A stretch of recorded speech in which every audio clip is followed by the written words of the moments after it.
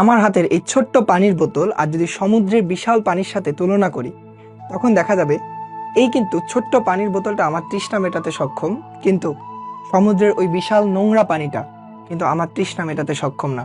বরঞ্চ ওই পানিটা আমার জীবনের জন্য হুমকি স্বরূপ যদি আমি সেই পানিটাকে পান করি। আসলে এই জায়গা থেকে কিছু লার্নিং আছে, সেই লার্নিংটা আমি তোমাদের আজকে বলবো। সেই লার্নিংটা হচ্ছে, দেখা যাবে যে অনেকগুলো অসৎ বন্ধু থাকার চেয়ে দুইজন যদি আমাদের বিশ্বস্ত বন্ধু থাকে, তবে কিন্তু আমাদের জীবনটা সুন্দর হয়। অনেক অসৎ পথে উপার্জিত টাকার থেকে যদি আমরা সৎ পথে কিছু অল্প টাকা উপার্জন করি, সেটা কিন্তু আমাদের জীবনের জন্য মঙ্গলজনক।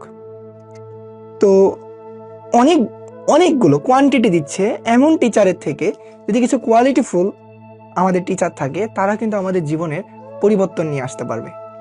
তো প্রতি ক্ষেত্রে দেখা যায় আমাদের জীবনের প্রত্যেকটা পদক্ষেপে আসলে কোয়ান্টিটি অপেক্ষা কিন্তু কোয়ালিটিটা সব থেকে সবার আগে। সো আমরা যখন জীবনে যে কোনো পথে চলবো, সবসময় কিন্তু এই জিনিসটাকে প্রায়োরিটি দেওয়ার ট্রাই করব।